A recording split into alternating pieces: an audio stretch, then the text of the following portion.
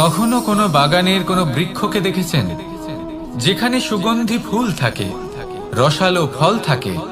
তখন মন প্রফুল্ল হয়ে ওঠে, মন থেকে সেই বৃক্ষের প্রতি ভালোবাসা জন্মায়। কিন্তু যিনি বাগানের মালিক, শুধুমাত্র তিনিই জানেন যে কিভাবে এই বৃক্ষকে আগলে রাখতে হয়, কিভাবে তার পরিচর্যা করলে এতে সুন্দর সুগন্ধি ফুল হবে, রসালো ফল হবে। কখনো কখনো প্রয়োজনের থেকে বেশি রোদ পেলে এই বৃক্ষগুলি শুকিয়ে যায়, প্রয়োজনের থেকে কম রোদ পেলেও এই বৃক্ষ কিন্তু শুকিয়ে যায়। প্রয়োজনের থেকে কম জল যদি পায়, এই বৃক্ষ শুকিয়ে যেতে পারে। প্রয়োজনের থেকে অতিরিক্ত জল যদি পায়, তখনও এই বৃক্ষের শিকড়গুলি নষ্ট হয়ে যেতে পারে। এবার এটাই কিন্তু আমাদের সংসারের সাথেও হয়। আমাদের সংসারের সকল প্রতিভাশালী ব্যক্তি, যেমন লেখক, বিচারক, প্রবক্তা, যোদ্ধা, এদের সবার ক্ষেত্রে এই কথাটাই প্রযোজ্য। যদি বেশি প্রশংসা করা হয়, তাহলেও এরা হারিয়ে যাবেন। প্রয়োজনের থেকে বেশি যদি নিন্দা করা হয়, তখনও তারা নত হয়ে পড়বেন।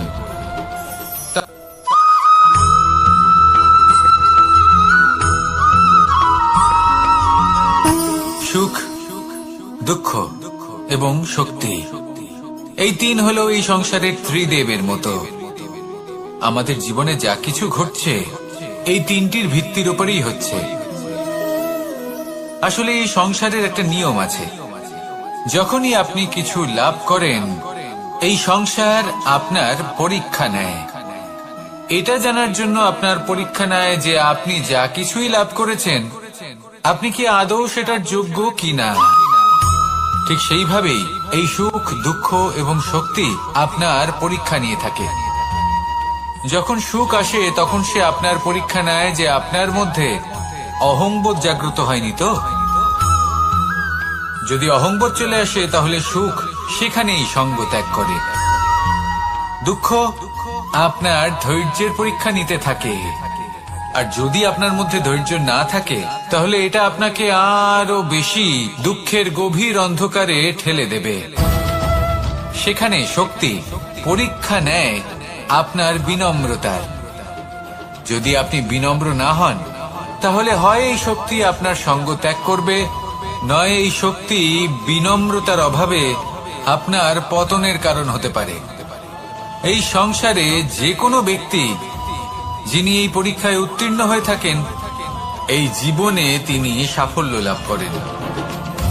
আসুন আমার সাথে ভালোবেসে বলুন, রাধা রাধা।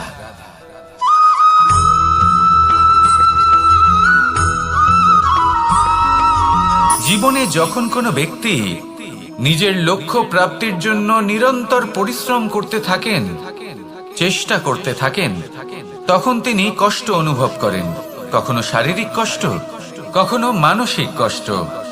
এবার উনি এটা ভাবতে থাকেন যে আমি কি উচিত করছি নাকি অনুচিত করছি। কারণ অন্যদিকে এমন একজন ব্যক্তিও আছেন যিনি একদমই পরিশ্রম, চেষ্টা করছেন না। তিনি মদিরা পান করেন, বিলাসিতায় জীবন কাটান, অলস প্রকৃতির হয়ে ওঠেন, নিদ্রাতে বিলীন হয়ে থাকেন আর ভাবেন যে তিনি সুখ লাভ করছেন।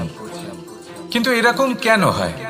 কারণ যখন আমরা সৎ পথে থাকি, উচিত পথে চলি, লক্ষ্য প্রাপ্ত করার জন্য চেষ্টা করতে থাকি, তখন আমাদের ভেতরে থাকা নেতিবাচক শক্তি এবং পাপ এই দেহকে ত্যাগ করে দেয়।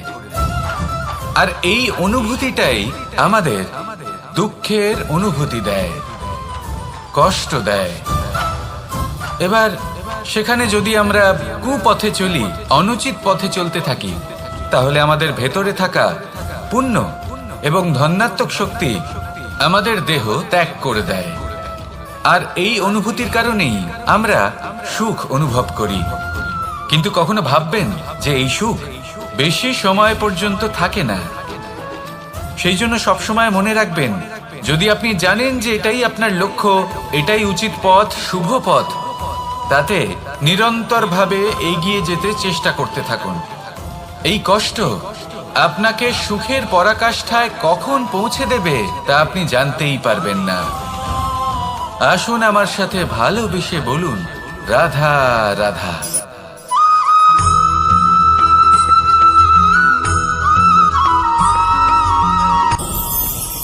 ভয়ের সাথে আমরা সবাই পরিচিত, কষ্টও আমরা সবাই পেয়েছি। কখনো কখনো আমরা অসুস্থ হয়ে পড়ি, আর এমন সময় হলে মাতার মমতা, কখনো বাবার স্নেহ, কখনো বন্ধুদের পাশে থাকার অনুভূতি আমাদের রোগ নিরাময়ে সাহায্য করে। কখনো যদি আমরা নিরাশ হয়ে পড়ি, তখন যদি আমাদের কোনো আপনজন আমাদের দুটো ভালো কথা বলে, তখন আমাদের মনোবল বেড়ে যায়। ঠিক তেমন সংসারের এই রঙ্গমঞ্চে যদি আপনি পীড়িত অনুভব করেন, কিছু শুভ কথা আলোচনা করুন, কিছু স্তুতি গান করুন, কিছু মুহূর্তের জন্য হলেও নিজের ইষ্টদেবের কথা স্মরণ করুন আর প্রার্থনা করুন। সাহস বাড়বে, শক্তিও বৃদ্ধি পাবে এবং সামনে এগিয়ে চলার পথও দেখতে পাবেন। তখন এই মন প্রসন্ন হয়ে বলবে, রাধা রাধা।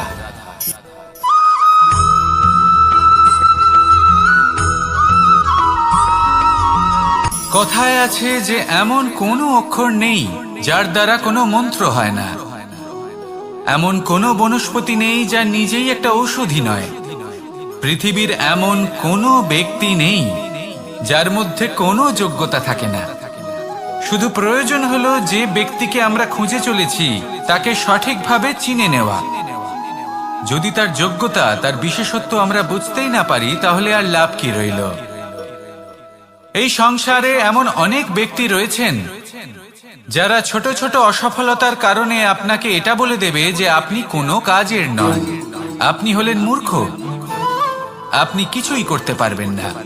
এইসব কথায় কখনোই বিশ্বাস করবেন না, কারণ আপনি এবং প্রত্যেকটি জীব এই পরমাত্মা এবং এই প্রকৃতির সৃষ্টি, যা অত্যন্ত বিশেষ। যদি আপনাকে উদাহরণ দিই, তাহলে একদিকে আছে তরোয়াল, একটা বড় লম্বা তরোয়াল, যার দ্বারা যুদ্ধ করা যায়, জয়লাভ করা যায়। আর অন্যদিকে রয়েছে একটা ছোট্ট সূঁচ, কিন্তু যে কাজ একটা ছোট্ট সূঁচ করতে পারে তা একটা তরোয়াল দ্বারা সম্ভব নয়।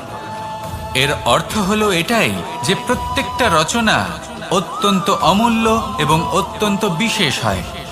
তাহলে বিশ্বাস রাখুন যে আপনি অত্যন্ত বিশেষ একজন, আর প্রেমের সাথে বলুন, রাধা রাধা।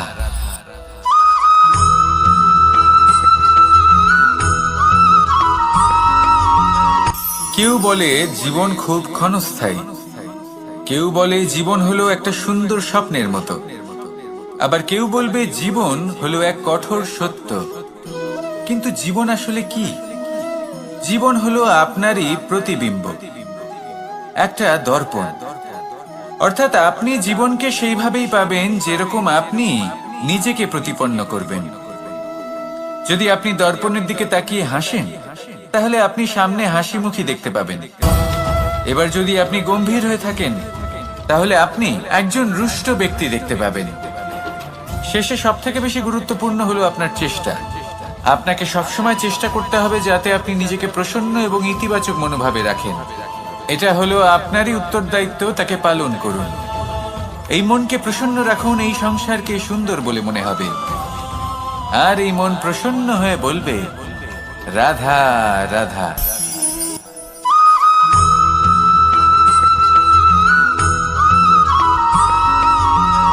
আপনি কখনো কোনো বাজকে নিজের বাসা বানাতে দেখেছেন?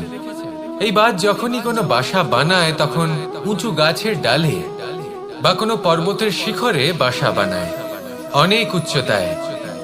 আর সেখানে তার সন্তানও জন্মগ্রহণ করে। যখন এই সন্তানেরা জন্মায়, তখন এই বাজ খুবই ভালোবেসে এবং খুব সাবধানে এদের পালন পোষণ করে। নিজের ঠোঁট দিয়ে তাদের ঠোঁটে খাবার পরিবেশন করে। কিন্তু যেই সেই সন্তানেরা হৃষ্টপুষ্ট হয়ে যায় এবং সেই কথা বাজ নিজে বুঝতে পেরে যায়, সেই বাজ নিজেই সেই বাসা ছিন্ন ভিন্ন করে দেয়।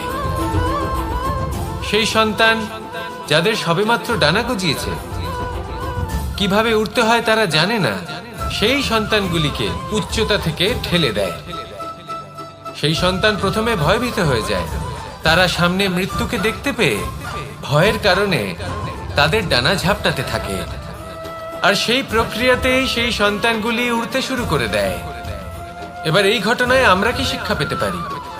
এটাই, যদি আপনি মাতা পিতা হন তাহলে নিজের সন্তানকে অবশ্যই স্নেহ করুন, কিন্তু তাদেরকে নিজের আঁচলের তলায় বেঁধে রাখবেন না। যদি আপনি চান আপনার সন্তান জীবনে উন্নতি করুক, তাহলে নিজের মুঠো থেকে তাদের স্বতন্ত্র করে দিন। এই সংসারে সংঘর্ষ করতে দিন। সেই সন্তান নিজেই বুঝতে পারবে যে জন্মের সময় পাওয়া ডানা কি করে ব্যবহার করতে হয়। আর আপনার চোখের সামনে আপনার সন্তান এই আকাশে উড়তে থাকবে। তাহলে আসুন আমার সাথে ভালোবেসে বলুন, রাধা রাধা।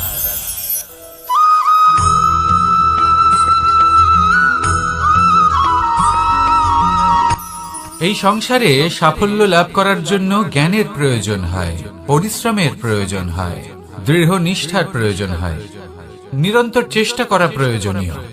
কিন্তু আরো কিছু আছে যা অত্যন্ত প্রয়োজনীয় এবং গুরুত্বপূর্ণ। তা হলো ভালো বন্ধু। তাদের থাকা অত্যন্ত প্রয়োজনীয়। যদি ভালো বন্ধু থাকে তাহলে সময় এলে তারা ঢাল হয়ে আপনাকে সুরক্ষা করবেন। সময় এলে অস্ত্রের মতো শত্রুকে সংহারও করবেন। যদি তিনি জ্ঞানী হন, তাদের মধ্যে সদ্গুণ থাকে, তাহলে এই সব গুণ আপনার মধ্যেও প্রবেশ করবে। তাহলে সাফল্যের জন্য ভালো বন্ধু পাওয়া অত্যন্ত প্রয়োজনীয়। কিন্তু শুধু বন্ধু কেন, ভালো শত্রুও থাকা প্রয়োজনীয়। এবার আপনি ভাববেন, আমি কি বললাম? যদি আপনার জীবনেও ভালো অর্থাৎ শক্তিশালী শত্রু থাকে, তাহলে আপনিও শক্তিশালী হতে থাকবেন। এই শত্রু আপনাকে প্রেরিত করবে আরো বেশি শক্তিশালী হয়ে ওঠার। কখনো কোনো হরিণকে দেখুন, তীব্র গতিতে দৌড়তে থাকে। কেন তীব্র গতিতে দৌড়য়? এই কারণে নয় যে কোথাও তার জন্য মধুর ঘাস অপেক্ষা করে রয়েছে, না। সে এই কারণে তীব্র গতিতে দৌড়য় কারণ সেটা না করলে তার পেছনে একটি সিংহ আছে যে ওকে নিজের ভোজন করে ফেলবে। তাই জীবনে বিপদ, সংকট, এই সবকিছুও হলো অত্যন্ত গুরুত্বপূর্ণ। তার সম্মুখীন হতে শিখুন আর আমার সাথে ভালোবেসে বলুন, রাধা রাধা।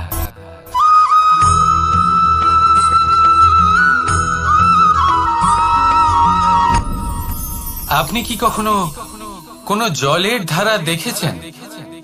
তার সামনে যতই মাটি থাকুক না কেন, যতই কাদা থাকুক না কেন, যখন এই জলের ধারা বইতে আরম্ভ করে দেয়, তাহলে নিজের মনের, নিজের ভাবনার, নিজের জীবনের যত অনাবশ্যক তত্ত্ব আছে, অনুপযোগী অংশ রয়েছে, অর্থাৎ অপরিষ্কার অংশ রয়েছে, তা নিজে থেকেই নির্মল হয়ে উঠবে। আর যেরকম জলের ধারা কখনো থেমে থাকে না, সব সময় বয়ে চলে, সেইভাবে আপনিও কখনোই থামবেন না। সবসময় বয়ে চলুন, এগোতে থাকুন। পথে যদি অনেক বিপদ আসে, সমস্যা আসে, থামবেন না, তার উপর নিরন্তর প্রহার করুন, নিরন্তর প্রয়াস করুন আর অগ্রসর হন। আপনি ভেবে দেখুন, এই জলের ধারা কখনো থেমে থাকে না, সবসময় বয়ে চলে, বিপদের সম্মুখীন হয়ে তাকে সাথে বয়ে নিয়ে চলে। সেই জন্য জলের ধারা, প্রবাহমান এই ধারা, এর থেকে কখনো দুর্গন্ধ আসে না, এতে কখনো ময়লা জমতে পারে না, বরং পালিত হয় সুন্দর প্রাণবন্ত জীবজন্তু, যেমন সুন্দর ছোট মাছ। তাই আপনিও এটাই করুন, কখনো থামবেন না, শুধু চলতে থাকুন, জলের ধারার মতো বইতে থাকুন। আপনি আপনার লক্ষ্য অবশ্যই খুঁজে পাবেন, আর তার সাথে নিজের অন্তরের যে মালিন্য রয়েছে তা আপনি নিজেই নিজের থেকে দূরে করে দেবেন। তাহলে আসুন আর আমার সাথে ভালোবেসে বলুন, রাধা রাধা।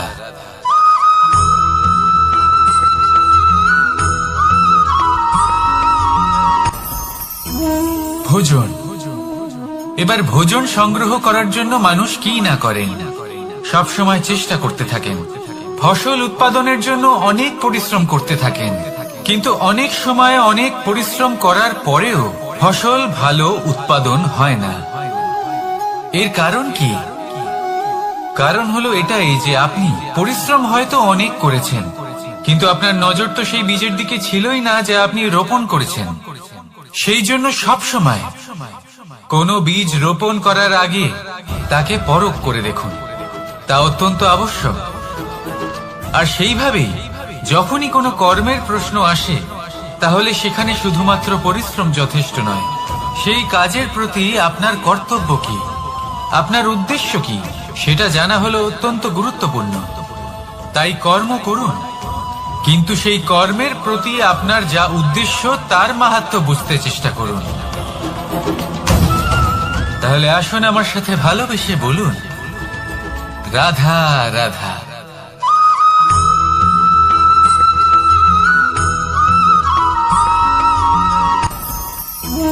ভোজন। এবার ভোজন সংগ্রহ করার জন্য মানুষ কি না করেন, সব সময় চেষ্টা করতে থাকেন।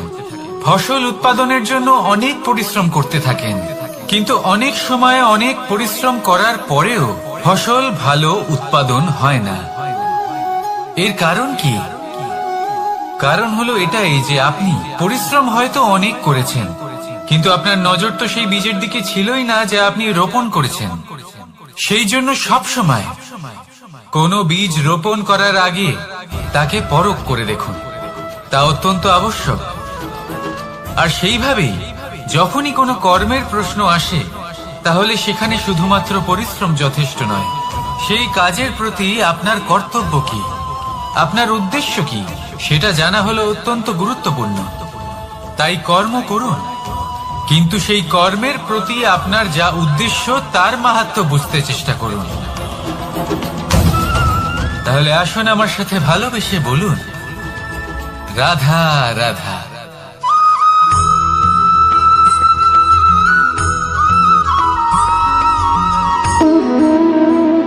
সম্পর্ক হলো আমাদের জীবনের একটি আধার। কিছু সম্পর্ক এমন যা আমরা জন্মসূত্রে লাভ করি, যেমন পরিবার, মা, বাবা। কিছু সম্পর্ক আছে যা আমরা জীবনে অর্জন করে থাকি, তা সে প্রেমের হোক, স্নেহের হোক বা বন্ধুত্বের। এই সকল সম্পর্ক লাভ করার বা গড়ে তোলার 5টি ধাপ রয়েছে। প্রথম ধাপ, কোনো ব্যক্তির সাথে আলাপ হওয়া, তার সাথে কথা বলা বা তাকে দেখা। দ্বিতীয় ধাপ, সে ব্যক্তিকে আমাদের ভালো লাগা। তৃতীয় ধাপ, আমাদের এটা চাইতে শুরু করা যে জীবনে এই ব্যক্তি যেন আমাদের বন্ধু হন, আমাদের জীবনে থাকেন, বা আমাদের কাউকে ভালোবেসে ফেলা। আর এটা আমাদের ভাবা বা চাওয়া যে সেই ব্যক্তি যেন আজীবন আমার সাথে থাকেন, আমার জীবনে আমার সাথী হয়ে। চতুর্থ ধাপ, লাভ করা। এবার এই ধাপটি অনেক মানুষের পক্ষেই খুবই সরল হয়, বড়ই সরল ভাবে নিজেদের সঙ্গীকে লাভ করে থাকেন। কিছু মানুষের জন্য এই ধাপ অত্যন্ত কঠিন হয়ে থাকে।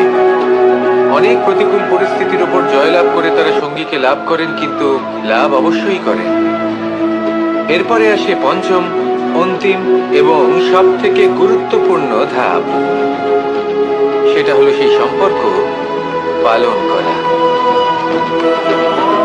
এটা হলো এমন এক বিষয় যা প্রত্যেক মানুষের শেখা উচিত।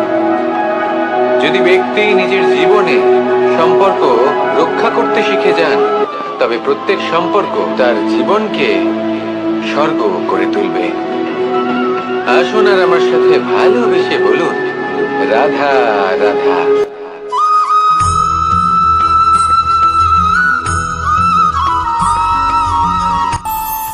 আমাদের মনে যখন কোনো প্রশ্ন ওঠে, কোনো দ্বন্দ্ব জাগে, তখন আমরা যাই আমাদের গুরুর কাছে, আমাদের আরাধ্যের কাছে গিয়ে জিজ্ঞেস করি।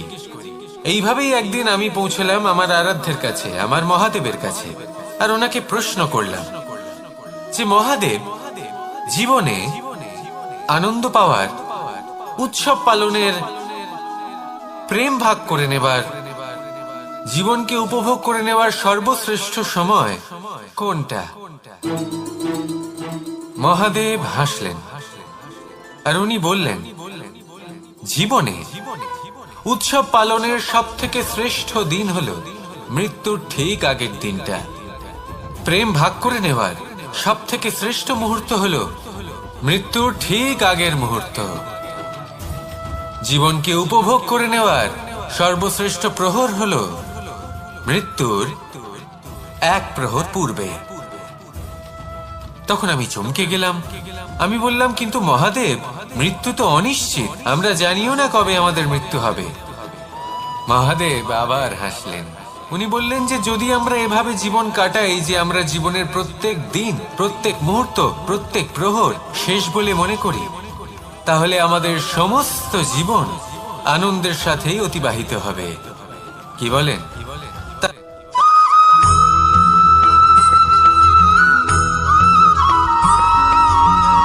এই সংসারে কোনো বস্তু হোক বা ব্যক্তি হোক, তার একার গুরুত্ব কিন্তু খুব বেশি নয়।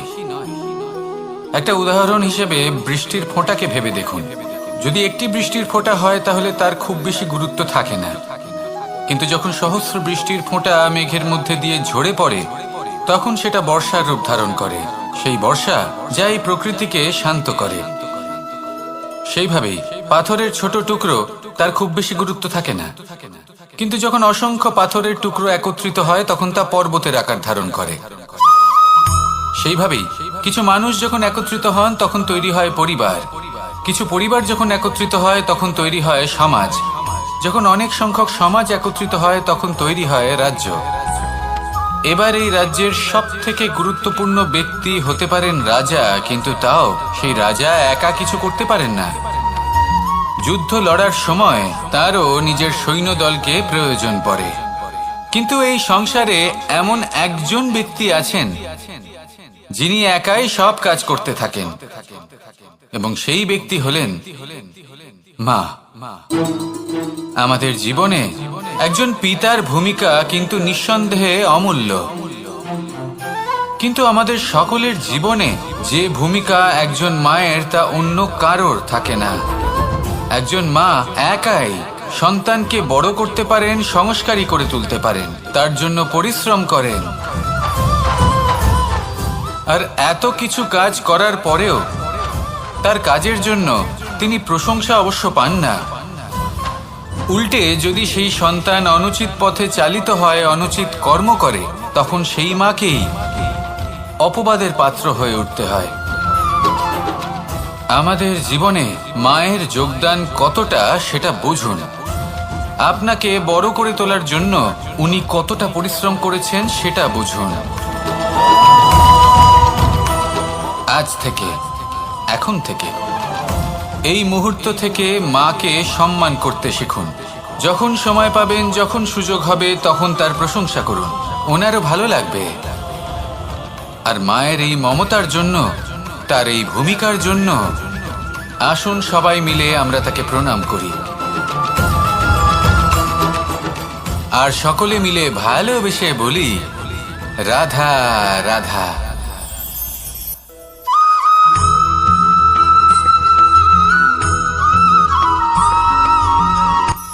এই সংসারে সাফল্য লাভ করার জন্য জ্ঞানের প্রয়োজন হয়, পরিশ্রমের প্রয়োজন হয়, দৃঢ় নিষ্ঠার প্রয়োজন হয়, নিরন্তর চেষ্টা করা প্রয়োজনীয়। কিন্তু আরো কিছু আছে যা অত্যন্ত প্রয়োজনীয় এবং গুরুত্বপূর্ণ। তা হলো ভালো বন্ধু। তাদের থাকা অত্যন্ত প্রয়োজনীয়। যদি ভালো বন্ধু থাকে তাহলে সময় এলে তারা ঢাল হয়ে আপনাকে সুরক্ষা করবেন। সময় এলে অস্ত্রের মতো শত্রুকে সংহারও করবেন। যদি তিনি জ্ঞানী হন, তাদের মধ্যে সদ্গুণ থাকে, তাহলে এই সব গুণ আপনার মধ্যেও প্রবেশ করবে। তাহলে সাফল্যের জন্য ভালো বন্ধু পাওয়া অত্যন্ত প্রয়োজনীয়। কিন্তু শুধু বন্ধু কেন, ভালো শত্রুও থাকা প্রয়োজনীয়। এবার আপনি ভাববেন, আমি কি বললাম? যদি আপনার জীবনেও ভালো অর্থাৎ শক্তিশালী শত্রু থাকে, তাহলে আপনিও শক্তিশালী হতে থাকবেন। এই শত্রু আপনাকে প্রেরিত করবে আরো বেশি শক্তিশালী হয়ে ওঠার। কখনো কোনো হরিণকে দেখুন, তীব্র গতিতে দৌড়তে থাকে। কেন তীব্র গতিতে দৌড়য়? এই কারণে নয় যে কোথাও তার জন্য মধুর ঘাস অপেক্ষা করে রয়েছে, না। সে এই কারণে তীব্র গতিতে দৌড়য় কারণ সেটা না করলে তার পেছনে একটি সিংহ আছে যে ওকে নিজের ভোজন করে ফেলবে। তাই জীবনে বিপদ, সংকট, এই সবকিছুও হলো অত্যন্ত গুরুত্বপূর্ণ। তার সম্মুখীন হতে শিখুন, আর আমার সাথে ভালোবেসে বলুন, রাধা রাধা।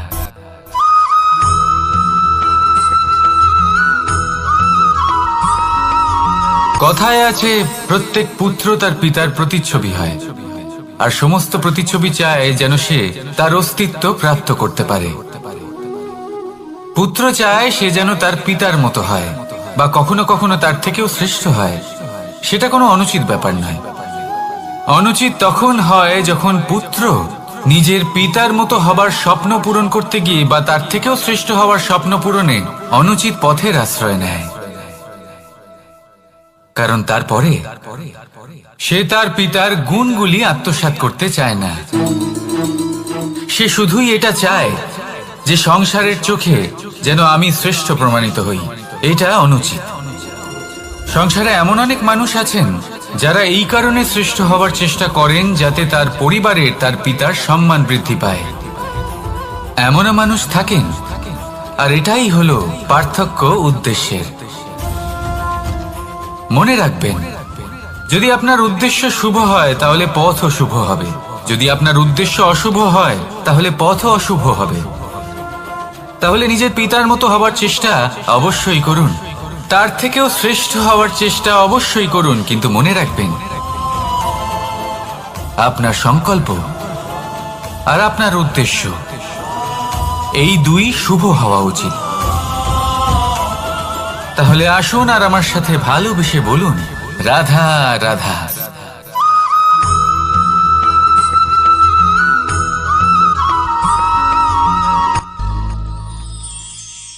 শিশিরের বিন্দু পাতার ওপর পড়ে আর তার গায়ে লেগে থাকে। পাতা তাকে শুষে নিতে পারে না, আর শেষ পর্যন্ত সে ঝরে পড়ে যায়। অন্যদিকে রয়েছে মেঘ এবং চাতক।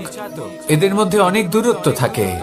মেঘ থাকে আকাশে আর চাতক থাকে ধরিত্রীতে। কিন্তু যখন এই মেঘ থেকে বৃষ্টি ঝরে পড়ে, এই চাতক কিন্তু সেই জলই পান করে, নয়তো সে তৃষ্ণার্ত থেকে যায়। এবার অন্যদিকে দেখলাম শিশির বিন্দু আর পাতার এই সম্পর্ক।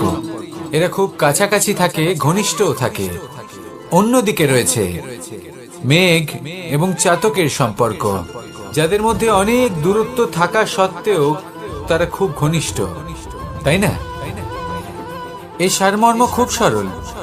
এই নৈকট্য, এই দূরত্ব, তা আপনার সম্পর্কে প্রভাব কিছুতেই ফেলতে পারে না।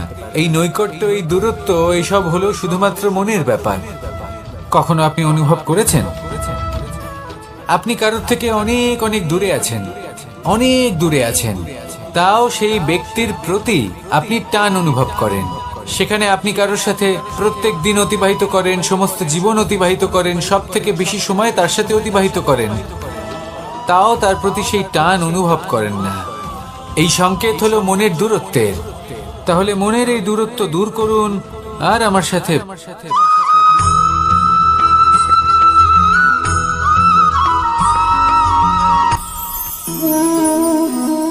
শক্তি এক অত্যন্ত বিচিত্র বস্তু, বা বলতে পারেন অনুভূতি। পিতা সবসময় চান যেন তিনি তার শক্তি পুত্রকে। আসুন আপনাকে সহজে বোঝাই। যদি আপনি সুপাত্র হন আর আপনাকে শক্তি দেওয়া হয়, তাহলে আপনি সেই শক্তির গুরুত্ব বুঝবেন, কোথায় সেই শক্তি প্রয়োগ করা উচিত সেটা বুঝবেন। আর এটা যেহেতু অর্জন করা শক্তি হবে, সেই শক্তির অপব্যবহার হবে না। কিন্তু যদি এই আপনি কুপাত্র হন আর যদি আপনাকে এই শক্তি দেওয়া হয়, তাহলে কি হবে?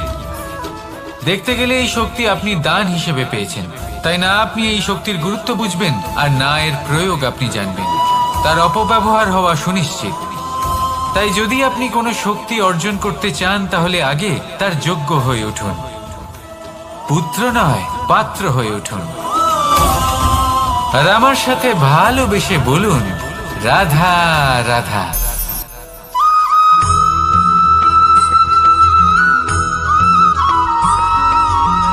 ভালো, শুধু ওনাদের কঠোর ব্যবহার দেখলে আমরা একটু ভয় পেয়ে যাই। এবার ওনাদের এই কঠোর ব্যবহার আমাদের ভালো না লাগলেও অত্যন্ত আবশ্যক, কারণ মাতার থেকে আমরা যে শক্তি লাভ করি তা যেন নিয়ন্ত্রণ হারিয়ে বিধ্বংসী না হয়ে ওঠে। আমরা যেন কোনো কুপথে না চলে যাই, আমরা কখনো যেন দোষ না করে ফেলি। শুধু সেই জন্য পিতা এবং গুরু একটু কঠোর হয়ে ওঠেন, এবং ওনাদের এই কঠোর আচরণ ভবিষ্যতে গিয়ে আমরা অবশ্যই বুঝতে পারি জীবনে কিছু বছর আমরা এগিয়ে যাই আর তারপর আমরা বুঝতে পারি যে বাবা এবং গুরু আমাদের যথেষ্ট ভালোবাসতেন, কিন্তু ওনাদের ভালোবাসার বহিঃপ্রকাশ আলাদা। প্রয়োজনীয় হলো এটা দেখার, এটা বোঝার যে শুরু থেকে আমাদের প্রতি ওনাদের আচরণ কেমন ছিল।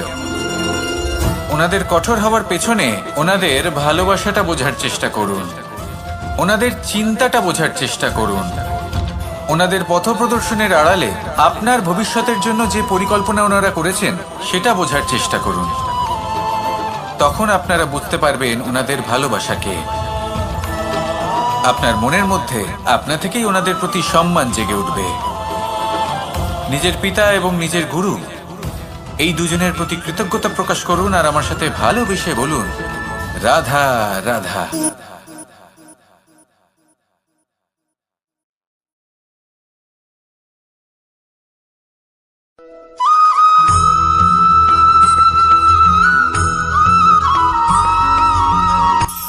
কখনো কোনো বাগানের কোনো বৃক্ষকে দেখেছেন যেখানে সুগন্ধি ফুল থাকে, রসালো ফল থাকে? তখন মন প্রফুল্ল হয়ে ওঠে, মন থেকে সেই বৃক্ষের প্রতি ভালোবাসা জন্মায়। কিন্তু যিনি বাগানের মালিক, শুধুমাত্র তিনিই জানেন যে কিভাবে এই বৃক্ষকে আগলে রাখতে হয়, কিভাবে তার পরিচর্যা করলে এতে সুন্দর সুগন্ধি ফুল হবে, রসালো ফল হবে। কখনো কখনো প্রয়োজনের থেকে বেশি রোদ পেলে এই বৃক্ষগুলি শুকিয়ে যায়, প্রয়োজনের থেকে কম রোদ পেলেও এই বৃক্ষ কিন্তু শুকিয়ে যায়। প্রয়োজনের থেকে কম জল যদি পায় এই বৃক্ষ শুকিয়ে যেতে পারে, প্রয়োজনের থেকে অতিরিক্ত জল যদি পায় তখনও এই বৃক্ষের শিকড়গুলি নষ্ট হয়ে যেতে পারে। এবার এটাই কিন্তু আমাদের সংসারের সাথেও হয়। আমাদের সংসারের সকল প্রতিভাশালী ব্যক্তি, যেমন লেখক, বিচারক, প্রবক্তা, যোদ্ধা, এদের সবার ক্ষেত্রে এই কথাটাই প্রযোজ্য। যদি বেশি প্রশংসা করা হয় তাহলেও এরা হারিয়ে যাবেন। প্রয়োজনের থেকে বেশি যদি নিন্দা করা হয় তখনও তারা নত হয়ে পড়বেন।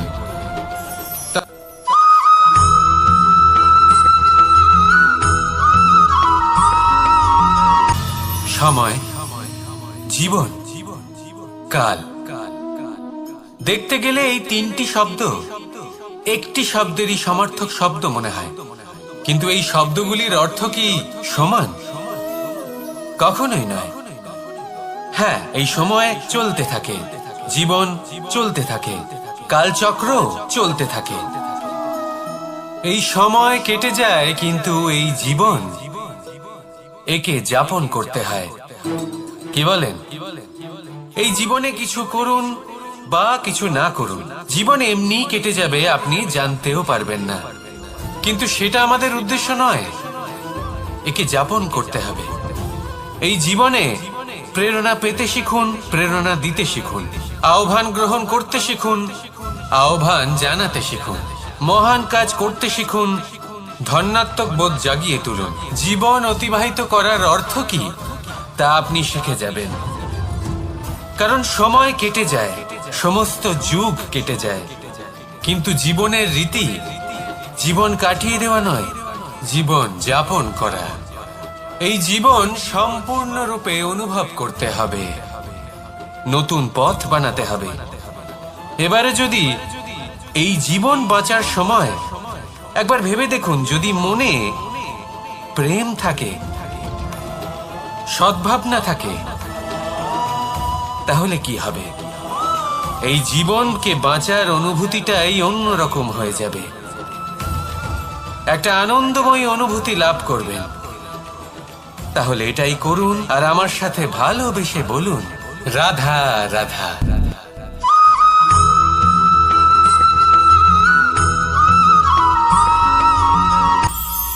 এটা হলো ধান গাছ। এর থেকে যে চাল উৎপন্ন হয় তা মানুষ গ্রহণ করেন। আর এটা কি? এ হলো জংলি ঘাস। একবার ভেবে দেখুন, যদি এই জংলি ঘাস ধান গাছের আশেপাশে থাকে তাহলে কি হবে? ধান উৎপন্ন হতে পারবে? তা উৎকৃষ্ট হতে পারবে? আমরা কি তা গ্রহণ করতে পারবো? কখনোই নয়। এই জংলি ঘাস ধানকে নষ্ট করে দেবে, কিন্তু নিজে জীবিত থাকবে।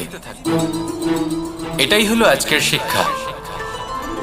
এই সংসারে যদি আপনি নীতির পথে চলতে চান, উচিত কর্ম করতে চান, সংসারকে সেবা করতে চান, তাহলে জংলি ঘাসের মতো ব্যক্তিদের থেকে সবসময় দূরে থাকতে হবে। সেই ব্যক্তি যারা দুর্নীতি এবং মিথ্যা দ্বারা পরিপূর্ণ, যাদের ব্যবহার অশুভ, যাদের অনেক অশুভ গুণ রয়েছে, তারা সঠিক নয়। সেই সকল ব্যক্তি যাদের চরিত্র অত্যন্ত দুষ্ট হয়, তারা হয় শুভ চরিত্রের ব্যক্তিকে একদম নষ্ট করে দেয়, নয় নিজের মতো বানিয়ে তোলে। তাই যদি আপনি নীতির পথে চলতে চান, এই সংসারের জন্য শুভ কর্ম করতে চান, তাহলে সেই সঙ্গ লাভ করুন যে সঙ্গ জ্ঞানে পরিপূর্ণ, যাদের মধ্যে অনেক গুণ আছে, যাদের থেকে প্রতিদিন কিছু শিখতে পারবেন। এমন ব্যক্তির সাথে জীবন অতিবাহিত করুন, দুরাচারীদের থেকে দূরে থাকুন। তবেই এই মন প্রসন্ন হয়ে বলবে, রাধা রাধা।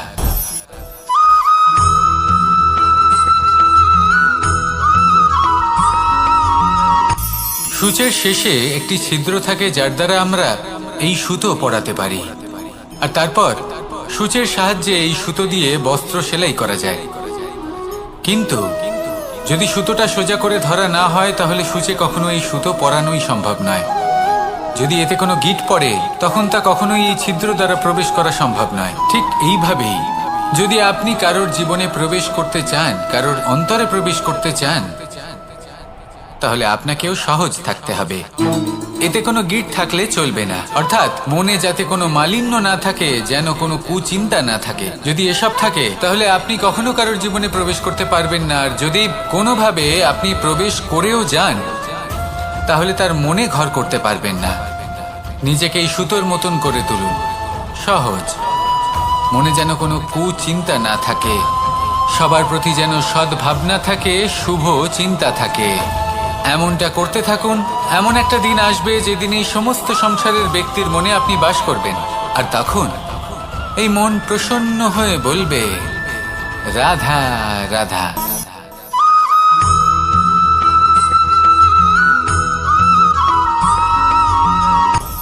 আপনি কখনো পর্বতের শিখরে উঠেছেন? আপনি দেখতে পাবেন পর্বতের পদতলে প্রচুর সুন্দর ফুল রয়েছে, সবুজ বনানী রয়েছে। যত আপনি ওপরে উঠতে থাকবেন, তত ফুল কমতে থাকবে, সবুজ বনানী কমতে থাকবে। আরো কিছুটা ওপরে উঠলে কাঁটা জাতীয় গাছ দেখতে পাবেন, শুকনো গাছ দেখতে পাবেন। আরো যদি ওপরে ওঠেন, তাহলে পাষাণ দেখতে পাবেন। আরো ওপরে উঠলে হিমখণ্ড দেখতে পাবেন। এই যে পর্বত, তা মনুষ্য জীবনের সব থেকে উত্তম উদাহরণ। মানুষ যখন সাফল্যের শিখরে পৌঁছতে চান, মহানুভবতার শিখরে পৌঁছতে চান, পথে যত আস্তে আস্তে উপরে উঠতে থাকেন, ততই ভৌতিক বস্তু তার থেকে বিচ্ছিন্ন হতে থাকে। যদি তিনি সেই ভৌতিক বস্তুগুলি ত্যাগ না করতে পারেন, তাহলে কখনোই সেই স্থানে পৌঁছতে পারবেন না। আর মানুষ যদি উচিত ত্যাগ করতে পারেন, পথে অগ্রসর হতে থাকেন, এগোতে থাকেন, তাহলে একদিন না একদিন তিনি মহানুভবতার, জ্ঞানের, সাফল্যের হিমের স্বাদ অবশ্যই লাভ করবেন। মনে রাখবেন, মানব জীবনের ত্যাগ হলো অত্যন্ত গুরুত্বপূর্ণ অংশ। আসুন আমার সাথে ভালোবেসে বলুন, রাধা রাধা।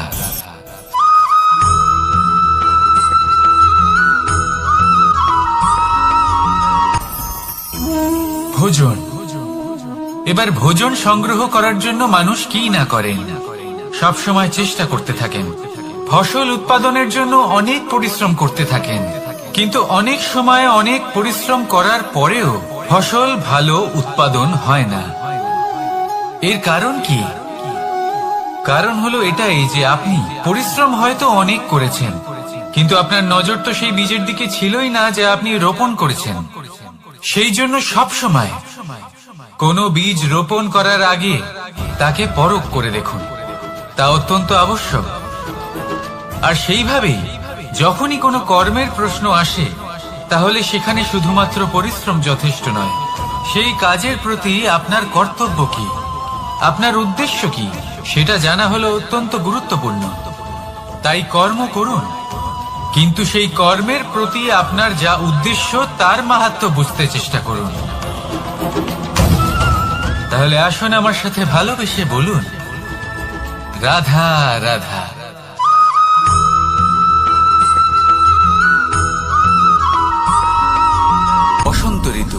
এই সময় মন আনন্দে ভরে থাকে। এমন মনে হয় যেন আমরা আকাশে বিচরণ করতে চলে যাই, কিন্তু সেটা তো সম্ভব নয়। সেই জন্য হয়তো আমরা ঘুড়ি ওড়াই, এই ঘুড়িকে নিজেদের প্রতিরূপ মনে করে।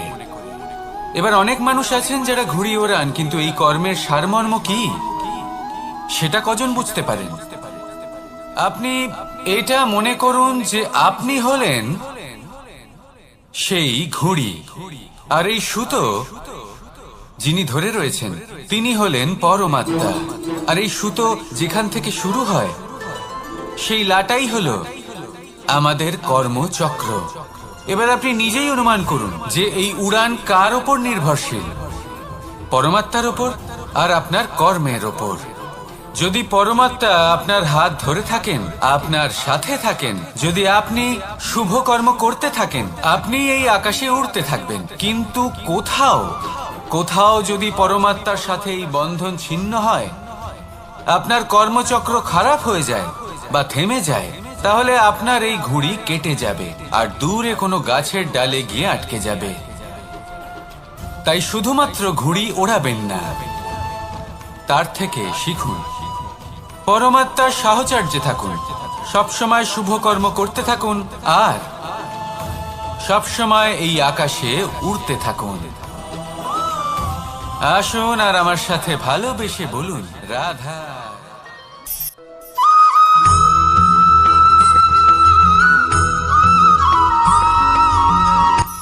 এই সংসারে সাফল্য লাভ করার জন্য জ্ঞানের প্রয়োজন হয়, পরিশ্রমের প্রয়োজন হয়, দৃঢ় নিষ্ঠার প্রয়োজন হয়, নিরন্তর চেষ্টা করা প্রয়োজনীয়। কিন্তু আরো কিছু আছে যা অত্যন্ত প্রয়োজনীয় এবং গুরুত্বপূর্ণ। তা হলো ভালো বন্ধু। তাদের থাকা অত্যন্ত প্রয়োজনীয়। যদি ভালো বন্ধু থাকে তাহলে সময় এলে তারা ঢাল হয়ে আপনাকে সুরক্ষা করবেন। সময় এলে অস্ত্রের মতো শত্রুকে সংহারও করবেন। যদি তিনি জ্ঞানী হন, তাদের মধ্যে সদ্গুণ থাকে, তাহলে এই সব গুণ আপনার মধ্যেও প্রবেশ করবে। তাহলে সাফল্যের জন্য ভালো বন্ধু পাওয়া অত্যন্ত প্রয়োজনীয়। কিন্তু শুধু বন্ধু কেন, ভালো শত্রুও থাকা প্রয়োজনীয়। এবার আপনি ভাববেন, আমি কি বললাম? যদি আপনার জীবনেও ভালো অর্থাৎ শক্তিশালী শত্রু থাকে, তাহলে আপনিও শক্তিশালী হতে থাকবেন। এই শত্রু আপনাকে প্রেরিত করবে আরো বেশি শক্তিশালী হয়ে ওঠার। কখনো কোনো হরিণকে দেখুন, তীব্র গতিতে দৌড়তে থাকে। কেন তীব্র গতিতে দৌড়য়? এই কারণে নয় যে কোথাও তার জন্য মধুর ঘাস অপেক্ষা করে রয়েছে, না। সে এই কারণে তীব্র গতিতে দৌড়য় কারণ সেটা না করলে তার পেছনে একটি সিংহ আছে যে ওকে নিজের ভোজন করে ফেলবে। তাই জীবনে বিপদ, সংকট, এই সবকিছুও হলো অত্যন্ত গুরুত্বপূর্ণ। তার সম্মুখীন হতে শিখুন আর আমার সাথে ভালোবেসে বলুন, রাধা রাধা।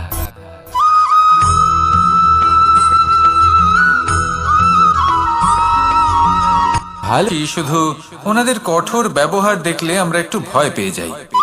এবার ওনাদের এই কঠোর ব্যবহার আমাদের ভালো না লাগলেও অত্যন্ত আবশ্যক, কারণ মাতার থেকে আমরা যে শক্তি লাভ করি তা যেন নিয়ন্ত্রণ হারিয়ে বিধ্বংসী না হয়ে ওঠে। আমরা যেন কোনো কুপথে না চলে যাই, আমরা কখনো যেন দোষ না করে ফেলি। শুধু সেই জন্য পিতা এবং গুরু একটু কঠোর হয়ে ওঠেন, এবং ওনাদের এই কঠোর আচরণ ভবিষ্যতে গিয়ে আমরা অবশ্যই বুঝতে পারি। জীবনে কিছু বছর আমরা এগিয়ে যাই আর তারপর আমরা বুঝতে পারি যে বাবা এবং গুরু আমাদের যথেষ্ট ভালোবাসতেন, কিন্তু ওনাদের ভালোবাসার বহিঃপ্রকাশ আলাদা। প্রয়োজনীয় হলো এটা দেখার, এটা বোঝার যে শুরু থেকে আমাদের প্রতি ওনাদের আচরণ কেমন ছিল। ওনাদের কঠোর হওয়ার পেছনে ওনাদের ভালোবাসাটা বোঝার চেষ্টা করুন, ওনাদের চিন্তাটা বোঝার চেষ্টা করুন, ওনাদের পথপ্রদর্শনের আড়ালে আপনার ভবিষ্যতের জন্য যে পরিকল্পনা ওনারা করেছেন সেটা বোঝার চেষ্টা করুন। তখন আপনারা বুঝতে পারবেন ওনাদের ভালোবাসাকে। আপনার মনের মধ্যে আপনা থেকেই ওনাদের প্রতি সম্মান জেগে উঠবে। নিজের পিতা এবং নিজের গুরু এই দুজনের প্রতি কৃতজ্ঞতা প্রকাশ করুন আর আমার সাথে ভালোবেসে বলুন, রাধা রাধা।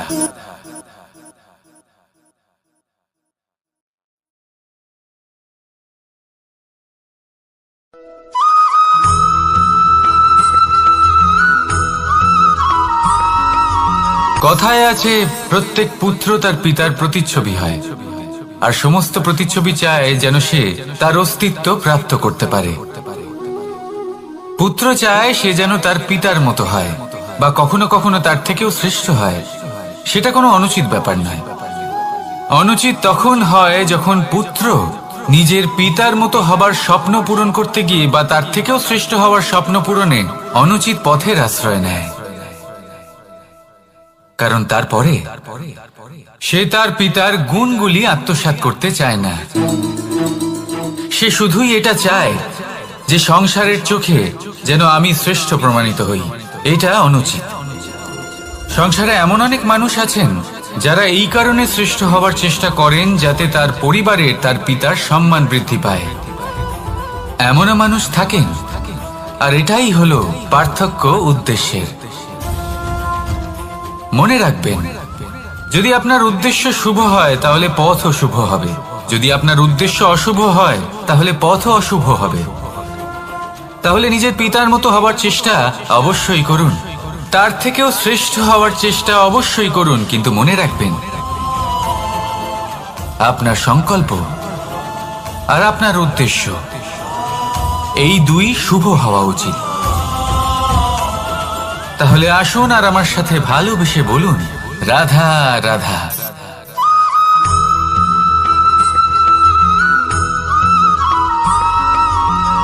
আপনি কখনো কোনো বাজকে নিজের বাসা বানাতে দেখেছেন? এই বাজ যখনই কোনো বাসা বানায় তখন উঁচু গাছের ডালে বা কোনো পর্বতের শিখরে বাসা বানায়, অনেক উচ্চতায়। আর সেখানে তার সন্তানও জন্মগ্রহণ করে। যখন এই সন্তানেরা জন্মায় তখন এই বাজ খুবই ভালোবেসে এবং খুব সাবধানে এদের পালন পোষণ করে। নিজের ঠোঁট দিয়ে তাদের ঠোঁটে খাবার পরিবেশন করে। কিন্তু যেই সেই সন্তানেরা হৃষ্টপুষ্ট হয়ে যায় এবং সেই কথা বাজ নিজে বুঝতে পেরে যায়, সেই বাজ নিজেই সেই বাসা ছিন্ন ভিন্ন করে দেয়। সেই সন্তান যাদের সবেমাত্র ডানা গজিয়েছে, কিভাবে উড়তে হয় তারা জানে না, সেই সন্তানগুলিকে উচ্চতা থেকে ঠেলে দেয়। সেই সন্তান প্রথমে ভয়ভীত হয়ে যায়। তারা সামনে মৃত্যুকে দেখতে পেয়ে ভয়ের কারণে তাদের ডানা ঝাপটাতে থাকে, আর সেই প্রক্রিয়াতেই সেই সন্তানগুলি উড়তে শুরু করে দেয়। এবার এই ঘটনায় আমরা কি শিক্ষা পেতে পারি? এটাই, যদি আপনি মাতা পিতা হন তাহলে নিজের সন্তানকে অবশ্যই স্নেহ করুন, কিন্তু তাদেরকে নিজের আঁচলের তলায় বেঁধে রাখবেন না। যদি আপনি চান আপনার সন্তান জীবনে উন্নতি করুক, তাহলে নিজের মুঠো থেকে তাদের স্বতন্ত্র করে দিন। এই সংসারে সংঘর্ষ করতে দিন। সেই সন্তান নিজেই বুঝতে পারবে যে জন্মের সময় পাওয়া ডানা কি করে ব্যবহার করতে হয়। আর আপনার চোখের সামনে আপনার সন্তান এই আকাশে উড়তে থাকবে। তাহলে আসুন আমার সাথে ভালোবেসে বলুন, রাধা রাধা।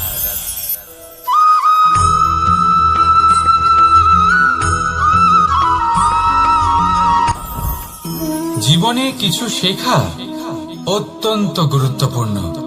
এবার কি কি শিখতে হবে সেই সব শেখানোর জন্য অনেক শিক্ষক রয়েছেন, কিন্তু কি শিখবেন না আর কি করবেন না এটা আমাদের নিজের অভিজ্ঞতা দিয়ে শিখতে হয়। কিন্তু তার মানে এটা নয় যে যদি আপনাকে শিখতে হয় যে আগুনের তাপ কতটা, আপনাকে আগুনের মধ্যে হাত দিতে হবে। না, অন্য কারোর অভিজ্ঞতা দ্বারাও শিখতে পারেন। প্রশ্ন শুধুমাত্র একটাই যে আপনি কি শিখতে চান নাকি চান না। যদি আপনি এটাই ভাবেন যে আমি শুধুই নিজের অভিজ্ঞতা দ্বারাই শিখতে চাই, তাহলে জীবনকাল ছোট মনে হবে, অনেক কিছুই শিখতে পারবেন না।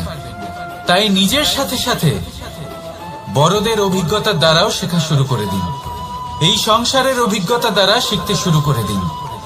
আর এটা নিশ্চিত রূপে শেখা আবশ্যক যে কখন কি করবেন না, কোথায় থামতে হবে আর কোথায় থামবেন না।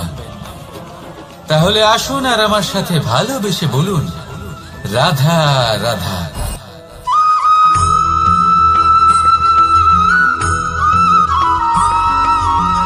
এই সংসারে সব থেকে বেশি কোমল বস্তু হলো রেশম। এই রেশম এতটাই কোমল হয় যে এর পুরো একটা থান শুধুমাত্র একটা হাতে ধরা সম্ভব। কখনো ভেবে দেখেছেন এই রেশম কিভাবে হয়? একটি কীট তার লালার দ্বারা উৎপন্ন হয়। এই কীট সেই রেশমকে পাক দিতে থাকে, পাক দিতেই থাকে আর আস্তে আস্তে তার মধ্যেই জড়িয়ে পড়ে। শেষে ওর এই সুন্দর অমূল্য সৃষ্টি রেশমের এই সুতো তার নির্মাণ কার্য পূর্ণ হয়, কিন্তু তাতেই ও নিজে বন্দী হয়ে যায়। নিজেরই মায়াজালের এই বন্দী গৃহে নিজেই ফেঁসে যায়। এবার এই সুতোকে ব্যবহারযোগ্য করে তোলার জন্য এই কীটগুলিকে এই কবচের সাথেই ফুটন্ত জলে ফেলে দেওয়া হয়। এই সংসারে যদি আমাদের স্বপ্ন এই সংসারের দুঃখ হরণ করার জন্য, এই সংসারে সুখ বিতরণ করার জন্য হয়, তবেই আমাদের প্রগতি সম্ভব। যদি আমাদের এই স্বপ্ন শুধুই আমাদের এবং আমাদের স্বার্থ সিদ্ধির জন্য হয়, তাহলে এই স্বপ্ন আমাদের অন্ধ করে দেবে, আমাদের অন্ধকারের পথে নিয়ে যাবে, আর আমরাও সেই কীটের মতো হয়ে যাব। নিজেদেরই মায়াজালে আমরা নিজেই ফেঁসে যাব, আর শেষে আমরা যদি কিছু লাভ করি তা হবে একাকিত্ব, অন্ধকারময় মৃত্যু। তাই স্বপ্ন অবশ্যই দেখুন, কিন্তু এমন ভাবে স্বপ্ন দেখবেন না যে তার এই বন্দিগৃহে আপনি নিজেই ফেঁসে গেলেন। স্বপ্ন দেখুন পরোপকারে।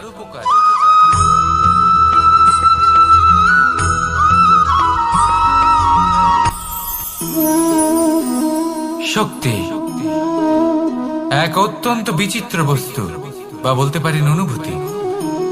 পিতা সবসময় চান যেন তিনি তার শক্তি পুত্রকে। আসুন আপনাকে সহজে বোঝাই। যদি আপনি সুপাত্র হন আর আপনাকে শক্তি দেওয়া হয়, তাহলে আপনি সেই শক্তির গুরুত্ব বুঝবেন, কোথায় সেই শক্তি প্রয়োগ করা উচিত সেটা বুঝবেন। আর এটা যেহেতু অর্জন করা শক্তি হবে, সেই শক্তির অপব্যবহার হবে না।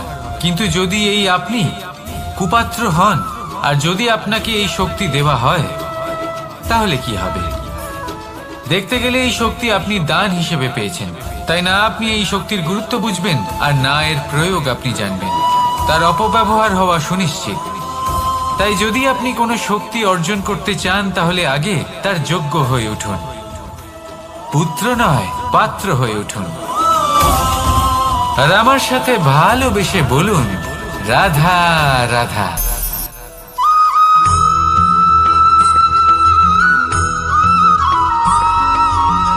এই সংসারে প্রত্যেক মানুষ এটাই চান যে তিনি যেন ধনবান হন, আর্থিক অবস্থা তার ভালো থাকে, ওনার বাড়িতে লক্ষ্মীর আগমন হয়। কিন্তু সেটা হবে কি করে, সেটাই হলো প্রশ্ন। কেউ বলেন যে যদি পরিশ্রম করো তাহলে ধন অর্জন সম্ভব, কেউ বলেন যে যদি বিদ্যা লাভ হয় তবেই ধন অর্জন সম্ভব, কেউ বলেন যে যদি বলশালী হও তবেই সম্পন্ন থাকবে। ভালো কথা, যদি তাই হয়ে থাকে, তবে দিনমজুর সারা দিন পরিশ্রম করেন, তিনি কেন ধনী হন না? অনেকজন বিদ্বান মানুষ আছেন এই সংসারে, তারা কেন ধনবান হন না? অনেক সংখ্যক বলশালী ব্যক্তি আছেন, তাদের কাছে ধন নেই কেন? তাদের কেন ধনের অভাব হয়? আবার এমনও কিছু মানুষ আছেন যারা পরিশ্রম করেন, তারা দিনমজুর, কিন্তু তারা ধন অর্জন করতে পারেন। কিছু বিদ্বান ব্যক্তি আছেন যাদের কাছে অধিক মাত্রায় ধন রয়েছে, কয়েকজন বলশালী ব্যক্তি রয়েছেন যাদের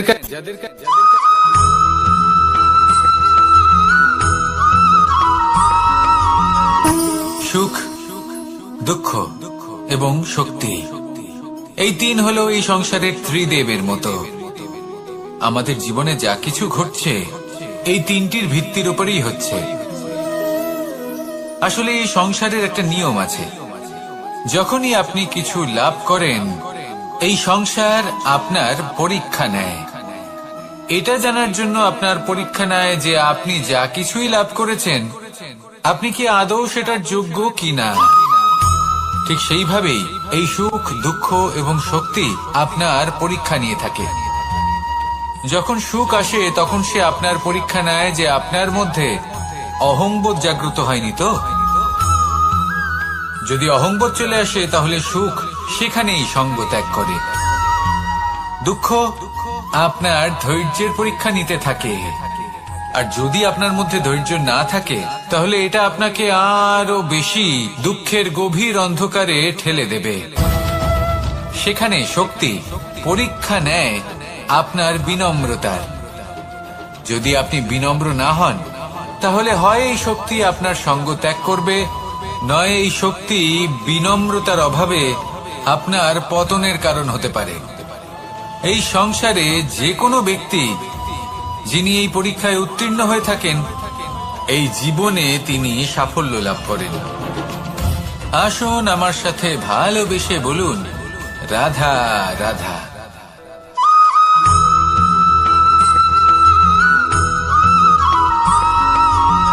পঞ্চতত্ত্বের মধ্যে দ্বিতীয় তত্ত্ব হল ধরণী, ভূমি, যাকে আমরা ধরণী মাতা বলি। এই ধরণী ধৈর্য ধারণ করে, আর এর ওপরেই আমাদের সমগ্র সংসার নির্ভরশীল। কারণ এই ভূমি সহ্য ক্ষমতা রাখে, এর সহ্য ক্ষমতা হলো অপরিসীম। সন্তান যতই আঘাত প্রদান করুক না কেন, প্রেম পূর্বক সহ্য করে, আর তার বদলে অমূল্য রত্ন প্রদান করে। সন্তান যদি হাল চালায় তাহলে তার বদলে তাকে অন্ন প্রদান করে। এটাই হলো ধরণী। এবার এর থেকে আমরা কি শিক্ষা পেতে পারি? এটাই যে কারোর জন্য কিছু করা বা কাউকে কিছু দেওয়া মনে কোনো কামনা ছাড়াই। আর এই কথাটা বুঝে যান, যদি কারোর জন্য কামনা না রেখে বা কোনো পাওয়ার আশা না রেখে কারোর জন্য কিছু করেন বা কারোকে কিছু দেন, যদি এটা আপনি শিখতে পারেন তবে আপনি ভালোবাসতে শিখে গেছেন। আর সেই জন্যই এই ধরিত্রীকে মাতা বলা হয়। কারণ মাতা শুধু উনি নন যিনি গর্ভে সন্তানকে ধারণ করেন, মাতা তো উনিও যিনি জীবন বাঁচতে শেখান, যিনি জীবন বাঁচার উদাহরণ প্রদান করেন।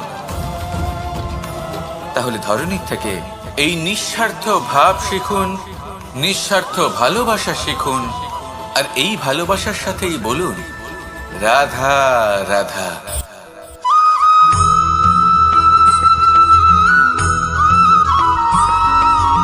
মানুষ জন্মগ্রহণ করে, তার সাথে ভয়েরও জন্ম হয়। ছোটবেলা থেকেই আমাদের মনে কোনো না কোনো প্রকারের ভয় থেকেই যায়।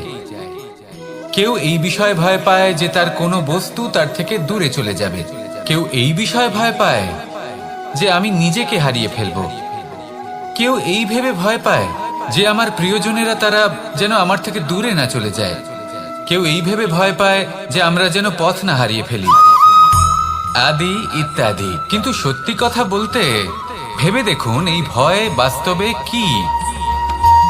শুধুই একটা মনস্থিতি, আর কিছুই নয়। যা কিছু আপনি জীবনে পেয়েছেন তা একদিন আপনাকে হারাতে হবে। এই জীবন হলো আপনারই, কিন্তু তাও একদিন সমাপ্ত হবে।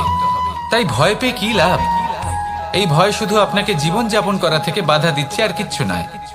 পথ হারিয়ে ফেললেই বুঝতে পারবেন যে নতুন পথ কিভাবে বানাতে হয়।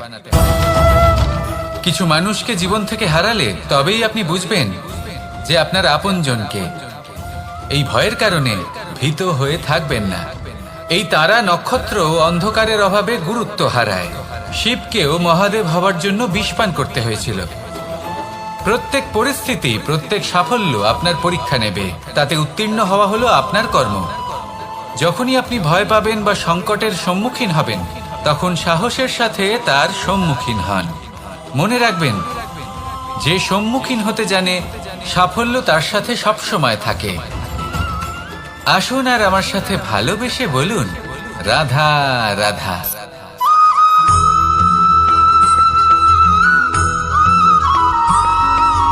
জীবনে অগ্রসর হওয়ার জন্য আমাদের কাকে প্রয়োজন হয়? মাতা পিতা, বন্ধু, প্রেম, সাহায্য, অর্থ, পরিশ্রম, আশা। ভিন্ন ভিন্ন মানুষ ভিন্ন ভিন্ন বিকল্প চয়ন করে। যদি আমি আপনাকে বলি, তাহলে জয় আর পরাজয়ের মন্ত্র দুটো শব্দের উপর নির্ভর করে, মেনে নেওয়া আর দৃঢ় হওয়া। যদি মেনে নেন তাহলে হেরে যাবেন, যদি দৃঢ় হন তাহলে নিশ্চিত রূপে জয়ী হবেন। যদি কখনো আপনি ক্লান্ত হয়ে ওঠেন, আপনি দুঃখী হন, পুরোপুরি ভেঙে পড়েছেন, তখন মেনে নেবেন না যে আপনি ভেঙে পড়েছেন, নয়তো হেরে যাবেন। তখন উল্টে স্থির করবেন যে যাই হয়ে যাক না কেন, আমি জয়ী হবই। আর আপনি দেখবেন যে জয় নিশ্চিত রূপে আপনার কাছেই আসবে। তাহলে এই কথা মনে রাখবেন আর আমার সাথে ভালোবেসে বলবেন, রাধা রাধা।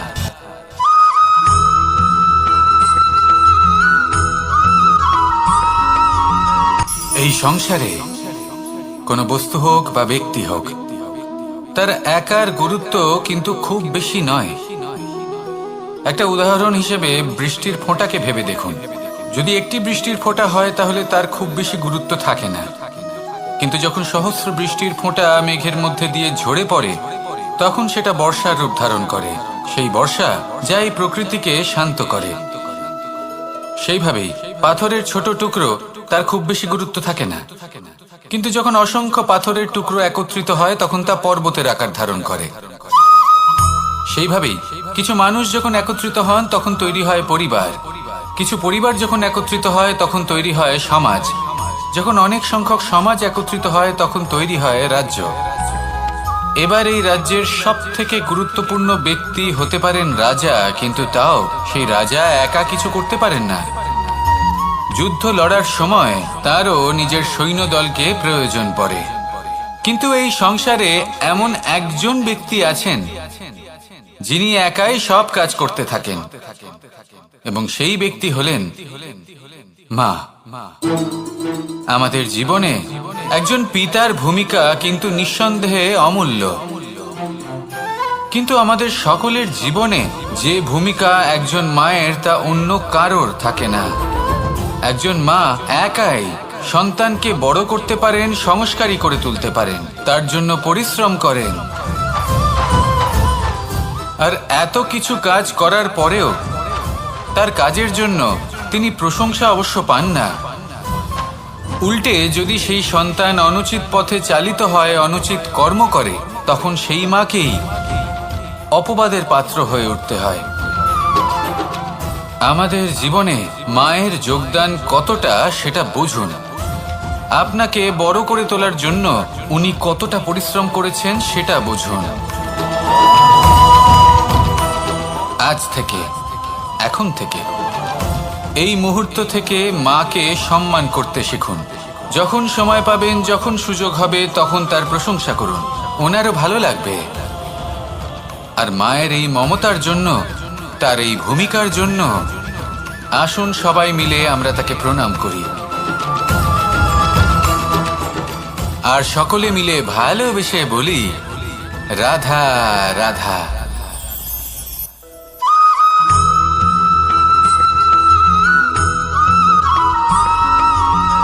এই সংসারের সব থেকে গুরুত্বপূর্ণ তত্ত্ব কোনটা?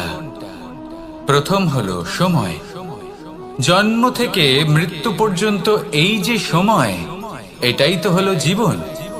দ্বিতীয় হলো জীবন, যাতে আমরা সময়ের সদ্ব্যবহার করি, শ্রেষ্ঠ থেকে শ্রেষ্ঠতর কাজ করার চেষ্টা করি। বহু বছরের এই পরম্পরা, এই সংস্কৃতিকে এগিয়ে নিয়ে যাওয়ার চেষ্টা করি। এই সংসারে আমরা অংশগ্রহণ করতে চেষ্টা করি। তৃতীয় হলো ধন, সেই ধন যা প্রত্যেক ব্যক্তি অর্জন করতে চেষ্টা করেন। এবার এই তিনটি তত্ত্বের মধ্যে একটা সামঞ্জস্য আছে, সমান ব্যাপার আছে, সে ধনই হোক বা সময় হোক বা হোক জীবন। আর সেই সমান ব্যাপার হলো যে যদি আপনি এটা গণনা করতে থাকেন তাহলে তা কমতে থাকে, যদি আপনি এটা ব্যবহার করেন তাহলে তা বাড়তে থাকে। একে সংগঠিত করে রাখতে চেষ্টা করলে এ হাত থেকে ফসকে যায়, কিন্তু যদি আপনি একে সামলে রাখতে শিখে যান তাহলে এমন কাজ করবেন যাতে সংসারের সাথে সাথে পরবর্তী প্রজন্ম লাভবান হবে। যদি কিছু শিখতে চান তাহলে সামলাতে শিখুন, গণনা করা বা সংগঠিত করা নয়। আসুন আর আমার সাথে ভালোবেসে বলুন, রাধা রাধা।